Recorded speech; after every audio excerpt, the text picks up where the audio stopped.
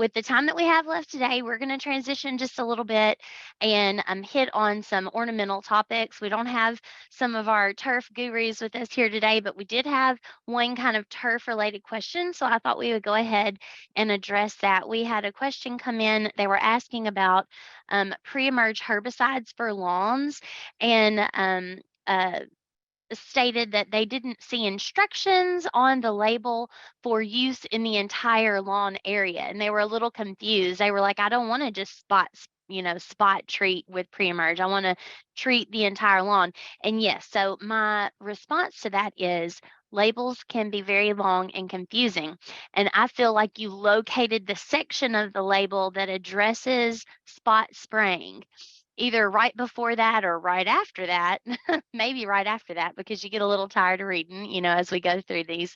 It's going to address broadcast application. And depending on what type of product you're using, what the active ingredient is, and what type of formulation it's coming in, there are going to be various instructions for how to apply that in a broadcast application. That means where you would apply to the entire area. So my suggestion is just keep reading that label and call your local county agent if you have trouble deciphering it, because some of those pre-emerge can get not tricky. You just have to thoroughly read the label. Some of them require water for activation, some do not. So some need to dry in place for a certain amount of time before rain happens. Others need that rain, if it's like more of like a granular type product, to wash it into the soil. So pay close attention to your labels, and good job for reading the label. So I appreciate you. Yes, very good job in reading the label. We always appreciate that. For And sure. the general way that pre-emergent works is you're putting it out before you see the weed. So it's really hard to spot treat when you can't see what you're treating for. So broadcast is the general application of pre-emergent. And we are getting a little later in the year for pre-emergent applications to be effective. So you probably need to be looking at post-emergent, those weeds that are already coming up, small weeds coming out of the soil, and controlling those, and your pre-emergent looking towards the fall for that next pre-emergent application. Yes, and while we're kind of transitioning to the thoughts of looking towards post-emerge products that you can use, the majority of things that are marketed to homeowners now are multiple pathway products. They've got at least two, most of the time 3 different active ingredients. So read your active ingredients on your label. If you are one of our avid home gardeners who are growing veggies and things of this nature, you want to stay away from products that contain 2,4-D and dicamba for sure. Tomatoes especially, they're an indicator crop. You can be spraying under perfect conditions and they are still going to show signs of exposure. So stay away from those and look for some alternatives as far as that goes. We do have a good publication that we could put in the chat that has some recommendations for lawn care products for homeowners as far as product names and things like that go. So we will try to get that in there for y'all as well. A couple of comments. Remember, so pre-emergent, as Taylor mentioned, is you're not seeing the plant. It does not stop the seed from germinating. It just stops that germinated seedling from growing. And so we're going to put those on typically early in the spring, or it's going to be a late fall or sometime in the fall application. Generally for grass type weeds, we control them via pre-emergent. Broadleaf weeds are generally best controlled post-emergent through auxin mimic type herbicides that actually grow the plants to death. So we want those young and tender and actively growing. So just something to kind of remember when we're controlling those. And boy, Celeste really hits a key point. As an extension agent, we start seeing some of these issues crop up in summer with people using these auxin mimic herbicides during these warm temperature days, spraying around lawns, and we see ornamental damage, vegetable crops damage. So be responsible with your pesticide use. For sure. All right. So, Taylor, you hop in anywhere. I'm going to introduce. We had several questions again submitted. Folks are concerned for their, some of their woody shrubs that we're seeing in the landscape. Everybody that was here back in December knows that we had this freak cold drop event. That wasn't the ultimate low temperature that was the issue. It's how quickly we got there. So generally speaking, our winter was mild and we didn't have a super, super cold winter, but we did see a lot of damage to plants that we normally wouldn't see damage on. So let me share my screen real quick here. And we'll just I'm going to share with y'all a few photos and we're going to kind of address all these questions together. So this is a picture of an azalea that had suffered some stress, right? It had completely defoliated. They didn't mention in their post if it happened to have flowered or not. I did see quite a few that completely defoliated and still developed flower buds and would have flowered, but then we had a frost. And so those blooms didn't never, got to make their display. But these plants are now, should be recovering and showing signs of growth. And this one certainly is. However, it is still looks stressed, right? This plant is not thriving, and it's going to take some of these plants time to recover. The question that was submitted with this was, would you do like a rejuvenation pruning on this plant? And if it were me, and we may have some different thoughts, and please share, if it were me, I would not. Pruning is a stressor in itself, and this plant is already obviously under quite a bit of stress. I would continue to let it flush out and see how far back we're going to have dormant buds flushing new growth out. Right now, it appears to be maybe on the outer third, portions of the limbs. But if sun is being exposed to these inner older parts of those trunks, azaleas have the ability to activate dormant or latent buds within their old wood. So if they're exposed to light, we could continue to see regrowth from the inside part of this shrub. So I would just let it continue to grow. What are y'all's thoughts? Anybody else? Hey, yeah, and I didn't introduce myself, Celeste. Sorry, I forgot. Yay. I'm Taylor Reeder. I'm the horticulture agent in Williamson County. I would agree with you on the azalea. There are only a few instances where I would say, yes, you can do a renewal prune. You can prune back heavily. And that's usually our boxwoods and our hollies. They are much more receptive to having major pruning done. And so it'll still be slow to come back. All of these are going to just be slow to come back. We've just got to give them time. But a lot of our shrubs will not respond well to that harsh pruning, that severe pruning, especially when they're already under stress. And usually, first thing people say, well, should I pump it full of fertilizer? And I don't recommend that either. When a plant's under stress, the last thing we want to do is to push it to grow when it's just trying to maintain and get reestablished. Getting in a little fertilizer here and there during the growing season is okay, but if we're trying to pump it full of fertilizer to encourage that growth that the plant wants to do slowly, we're just going to encourage more stress. Mm-hmm. And when a plant is stressed, it's more susceptible to disease, insect pests, a whole gamut of things. So just letting the plant do its thing, and then towards the end of the season, towards end of summer, going into fall, if it still looks like this and you want to prune back heavily or you want to replace it, the fall is the best time to do that heavy pruning, that replacement of plants. When we're cooler, we're less stressful. That would be the time to look at doing those practices. Mm-hmm. And I don't want to confuse people because there are some plants that aren't showing regrowth on these top portions of the plant, but they're showing a lot of healthy growth that's pushing out from the bottom. And in that case, yes, go ahead and prune off all that on the top. Or let me show you this picture. I thought this played perfectly into the conversation. This is an Andina. And y'all, we thought they were all toast at the beginning, but these suckers are hanging on. They don't want to die. They truly are the toughest landscape plant for sure. Maybe not always the most attractive. But initially we thought that they were going to only push growth from the bottom, right? Everything above ground is likely, been damaged and it's going to regrow from the root. And a lot of them have. I've seen some that are going to be beautiful. They're pushing out from the bottom, but they're also starting to re-sprout from these like witch's broom structures that are at the top of the plant. That's just its natural growth habit. There's nothing diseasey about it. I shouldn't have used that term. But to me, that's what they look like. And so then you're having a strange Dr. Seuss looking like plant because you've got growth here, then you've got bare stems, and then you've got more growth here at the top. In this particular case, yes, I would go ahead and prune all of those old canes way down to the base and let that plant reform itself. It's going to have better shape, better structure, and it's just going to look better in the long run.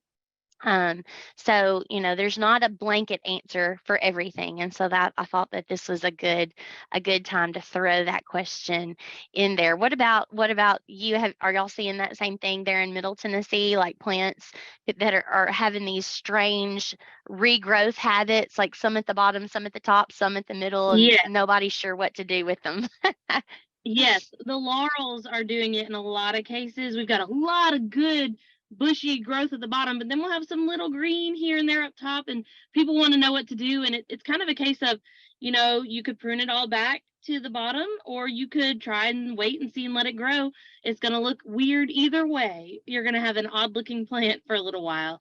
So I did not think we'd be getting calls all the way into June with the freeze damage, but we have. And it's just another case of patience, patience and waiting. And another thing that I actually saw a few days ago, I never dreamed that Leland cypresses would try to rescue themselves, but they are trying to, y'all. I've seen specimens that were completely brown all the way to the tips. We know that on these conifer type plants, they don't activate dormant buds in the old wood, and they are not. They're not getting new sprouts on the inner part of these limbs. However, they are trying to sprout out green growth here on the ends, just on their little fringy fingertips. And it is so funny.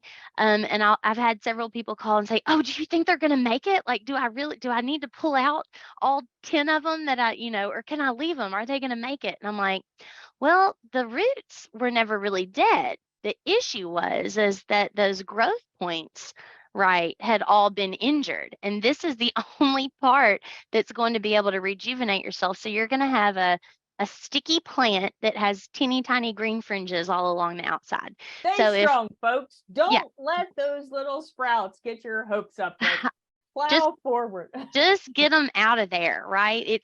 It's not gonna ever look the way that it did before. So yeah. Can I say one thing and revisit back on your azalea bush, and you ask about pruning? The one thing that if I'm that azalea bush and you're in there pruning me, I'm asking myself, are you trying to kill me?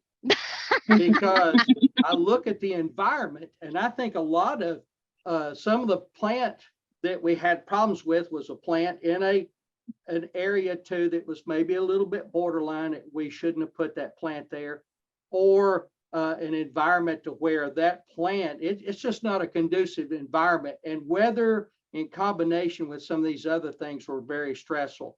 That azalea there, I'm wondering if it's planted too deep as well, too much moisture in that particular profile. Maybe the soil pH is a little bit off. I think there's a lot of things that's going on with that plant that it's telling you, man, I'm not happy. I'm not happy at all.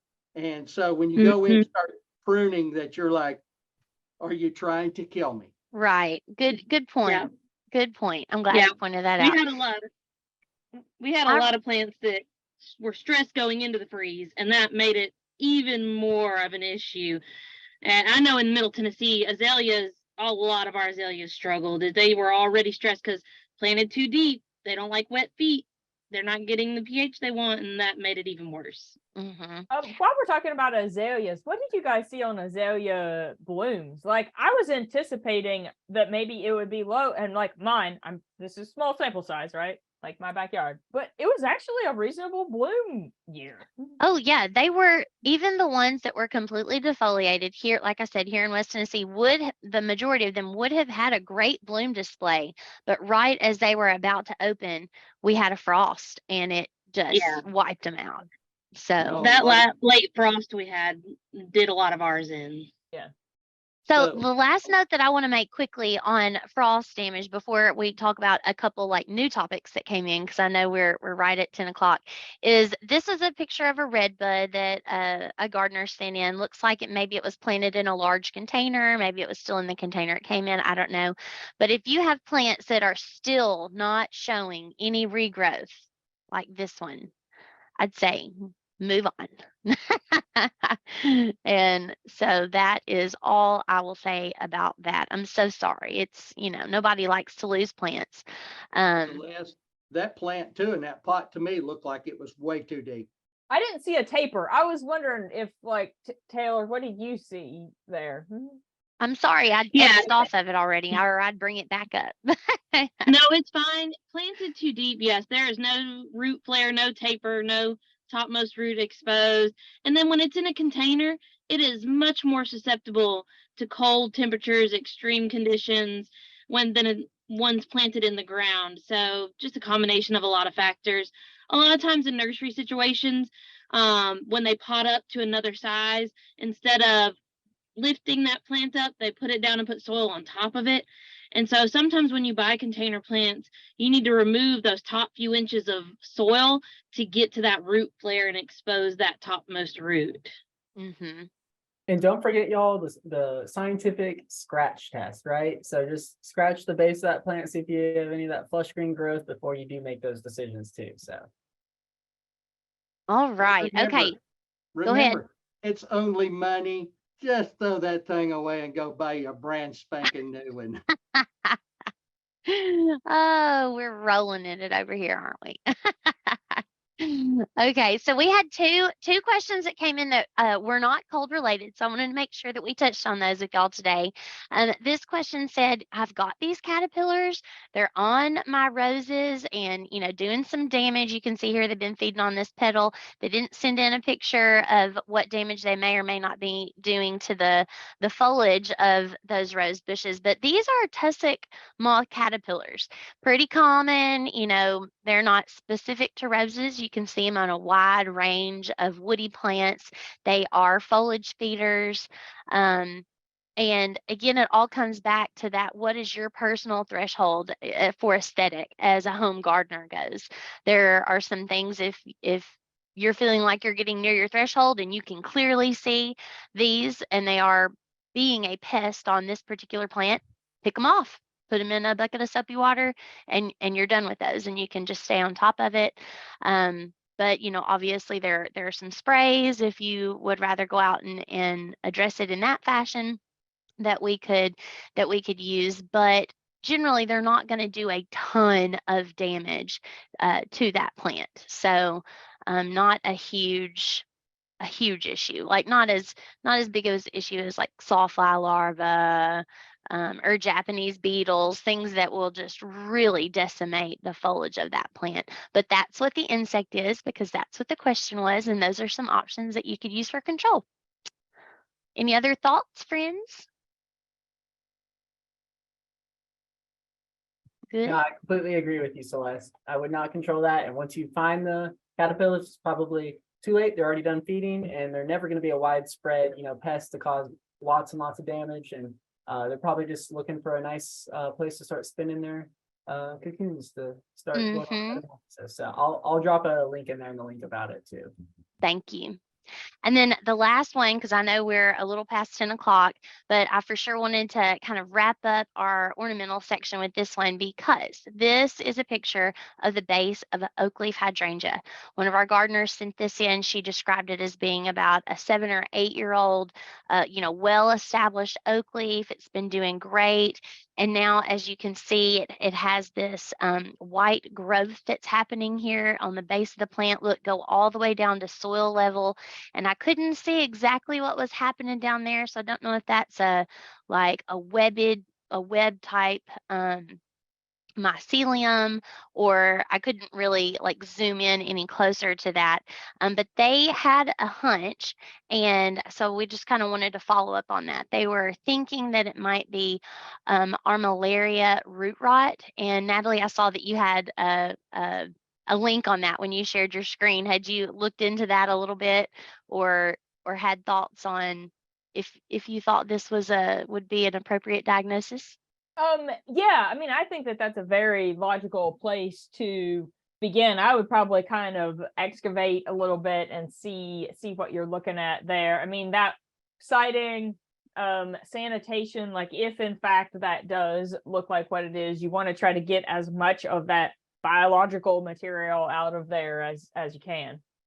And unfortunately, that is something that cannot be controlled, through fungicide applications. And it can infect plants that are healthy. It can infect healthy root systems of neighboring plants. It has a wide host base, so lots of woody ornamentals that could be affected by that. So like Natalie said, just instituting some of those cultural practices. Symptoms, I left that out. Symptoms, she said that she just had several limbs that within a period of a few days just completely wilted. So that's a sign that there is something going on with the vascular system of that plant, right? The entire plant wasn't wilting, but individual branches were. I'm going to throw out there that I have also seen on Hydrangea macrophylla as well as Hydrangea arborescens, southern blight. But I don't feel like it's been quite hot enough maybe for southern blight yet, but maybe I'm wrong on that. It tends to be a warm weather disease that's associated with waterlogged soils that don't dry out, and it has the same signs as southern blight and tomato crops do. I know we've talked about that with y'all before, where you've got that white mycelium at the soil base and the little yellow balled sclerotia. So I mean, it looks exactly like that, just on ornamental plants. And again, not a lot of chemical controls that we can institute in a landscape situation, but just trying to do what we can as far as cultural controls. So, I mean, that's a possibility. I don't feel like it's closely associated with oak leaf hydrangeas. I've never seen it on oak leaf hydrangea, but just knowing what those symptoms are and being aware as we move into the warmer times of the month. So in this particular situation, I mean, I so hate to say it, but removal of that plant to prevent its potential spread right through the soil. So you want to remove the plant and the soil in its immediate vicinity there, and increase drainage. Any other thoughts on future steps? Yes, and I would also agree with all that. And the cultural practice, I mean, you look at the picture and there's weeds and grass growing right up to it. I would wonder if there's any mulching practices, is there a competition? So some of those cultural practices to help keep it as healthy as possible, whatever future plants you put there. But we had the problem in Florida when I was there with armillaria on our oak leaf hydrangeas in a very wet area. And they kept trying to put oak leaves back and they kept getting it. And so it was a case of, we had to pivot and put something else there. We ended up putting some different types of herbaceous ornamentals there and perennials that were not as susceptible to that root rot because the oak leaves just weren't working. So it may be a situation where you love the oak leaves, but it might be that you need to pivot and consider right plant, right place, different plant in that situation. Well, all right, folks. Thank y'all again for joining us. Look, even with our skeleton crew, we went over time. I don't know why. As if there were really any doubts. But we appreciate y'all logging on and hanging out with us to talk about some common plant issues, and hope to see y'all back in July. July 7th. Yes, first Friday in July. See y'all then.